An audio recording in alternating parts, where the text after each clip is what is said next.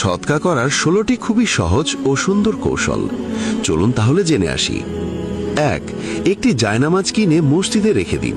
যে ব্যক্তি তাতে নামাজ আদায় করবে, ইনশাআল্লাহ আপনি সেই আমলের সওয়াব পাবেন।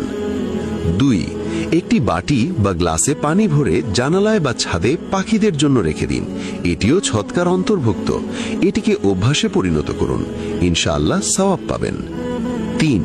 আপনার পুরাতন বা ব্যবহার হচ্ছে না এমন পরিষ্কার পোশাক গরিব ও অসহায়দের দান করুন। 4. আপনার রুমে একটি ছোট বক্স রাখুন।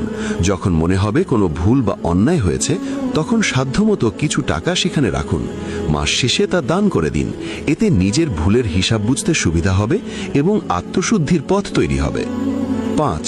বাড়িতে ঢোকা ও বের হওয়ার দোয়াগুলো একটি কাগজে লিখে চোখে পড়ার মতো স্থানে টানিয়ে দিন। যে কেউ তা পড়ে আমল করলে ইনশাআল্লাহ আপনিও সওয়াব পাবেন।